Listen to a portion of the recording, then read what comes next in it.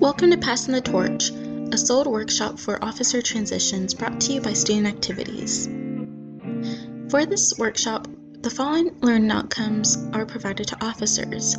Officers are able to learn how to utilize internal practices that support organizational sustainability.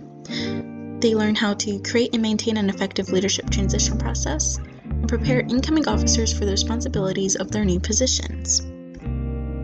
Why is this transition process important? So, transition processes are important because it transfers important organizational knowledge and information. It informs and prepares incoming officers for their new positions and builds up their confidence. With this transition process, it provides a sense of accomplishment and closure for the outgoing officers, and it's a great time to use their experience to their advantage to pass on for future incoming officers. It provides a sense of community among the leadership and full membership of the organization. And overall, it will help keep momentum going for an organization to continue on their missions. The 5 W's. So let's cover the who, what, when, where, and why for officer transitions. Outgoing officer responsibilities include the following. It's good to gather all outgoing officers to evaluate what were the previous year's goals, events, membership, finances, resources, org sync, etc. So with goals, circling back to the very first meeting that the organization had, what goals did the officers have in mind to accomplish that year? What was the goal for the membership overall? What events were held? So in this past year, a lot of orgs transitioned to virtual events. What did that look like, and how can it transform for years to come? Membership. Recruitment was probably rather difficult in a virtual setting, so what changes were made? What goals were set? For financial obligations, were dues collected? Was a bank account established? Are there payments needed to be had? For updating documents and org sync, it's important for officers to check out the YouTube tutorials we have on how to update org sync rosters or any kind of things, such as a lot of our organizations do hold Gmail accounts. So moving forward, do the new officers have access to those Gmail accounts? For documents, are there any forms to be established moving forward to collect membership information, alumni information, etc.? Review officer responsibilities and timeline. What does the election process look like? What responsibilities were added within the past year? Is there room for growth with officer positions? Unfinished business. Is there any pending items on events that were held? Financial obligations. Anything regarding membership that needs to be closed out before the old officers leave and the new begin. What are some do's and don'ts? What things went well this past year? What things could probably use some improvement? And so on.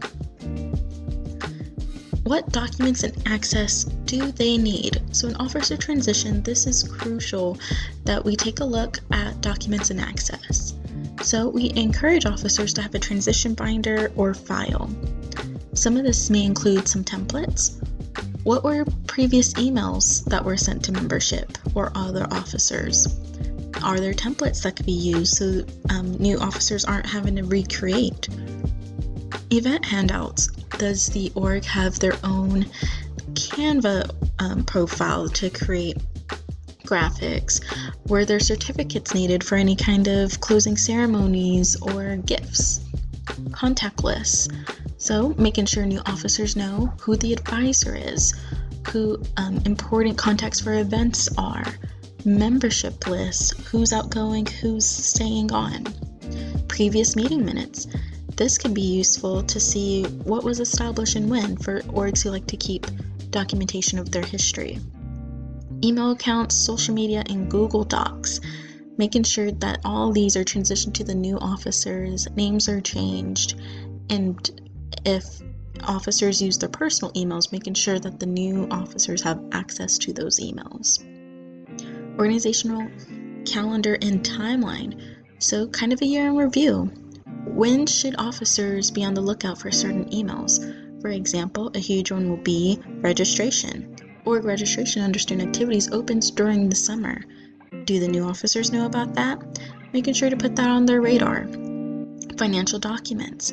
Are there any receipts from transactions that should be accounted for?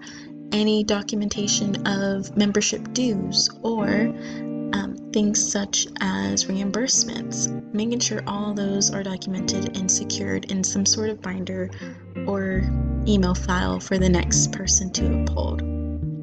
OrgSync. So there is an update form on OrgSync for the spring 2021 semester.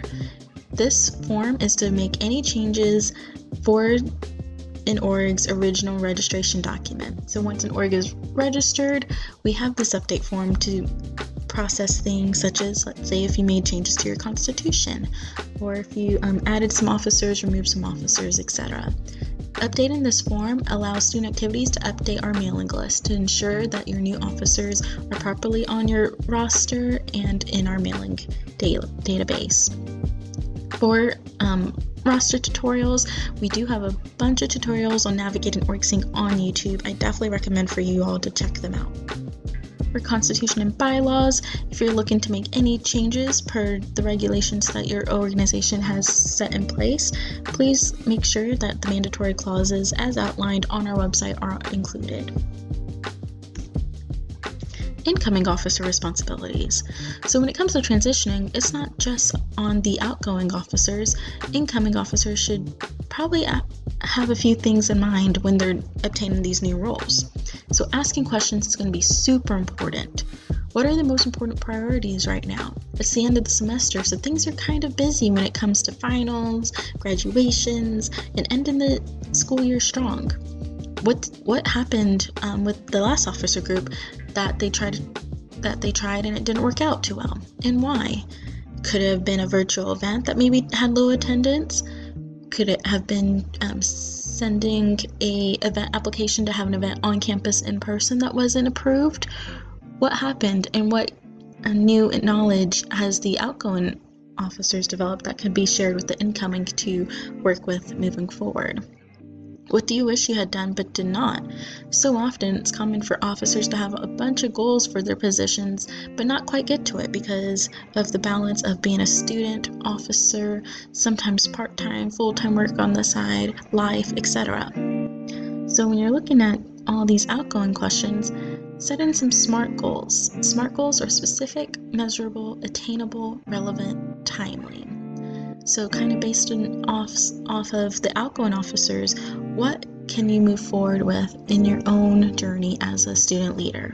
And then new ideas for position. So most often or not, some officer positions probably have transformed a lot this past year. Some officer boards have probably added a few positions, such as a meeting chair who handles the Zoom or Microsoft Teams meeting settings, or a social media chair. Were those duties put under a different officer, or is a whole new one developed? So kind of navigating those realms of what new ideas can move forward in regards to changing the structure of an executive board or enhancing it. Now let's get into a transition activity that would be great to do with outgoing officers and incoming officers. So for this activity, start by folding a piece of paper into fourths.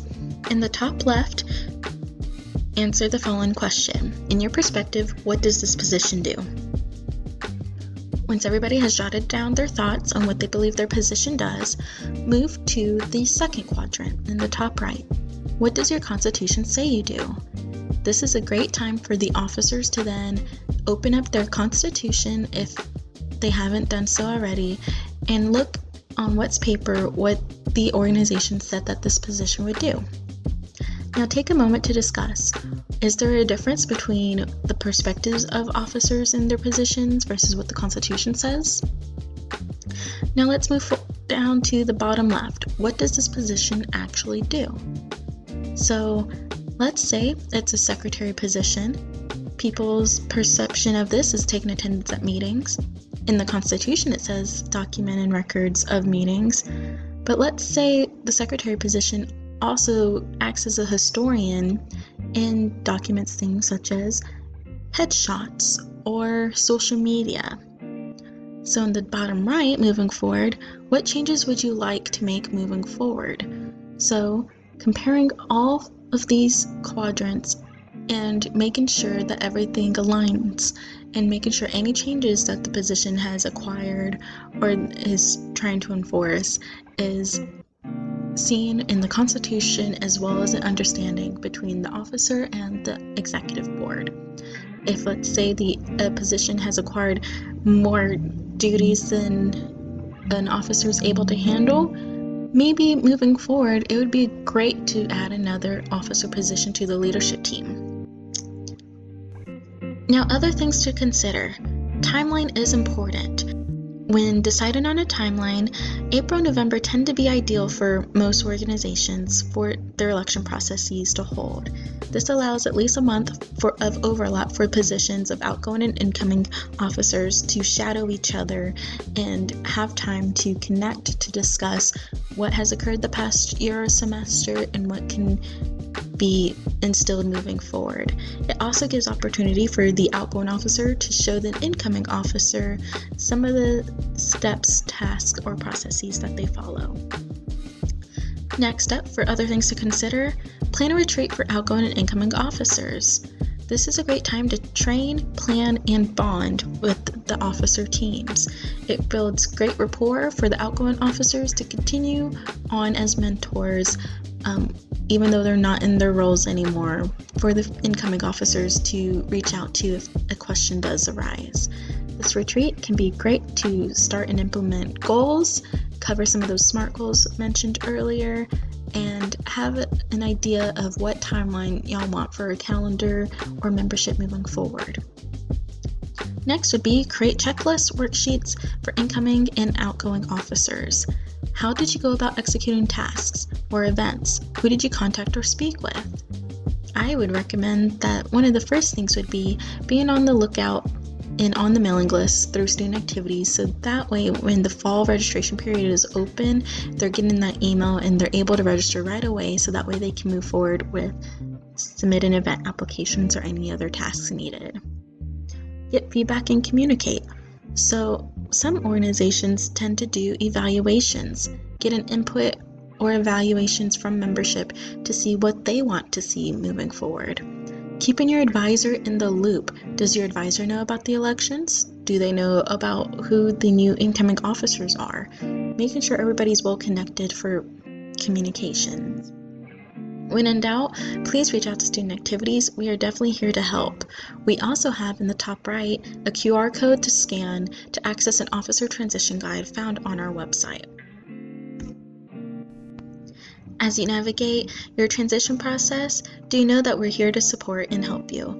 So if you ever need further assistance from Student Activities, we are located in Union 345, or you can call us at 940-565-3807. Please definitely feel free to check out our website that has more helpful resources at studentactivities.unt.edu/orgs. And definitely follow us on social media, where you can find the most up-to-date information of upcoming news, events, and deadlines.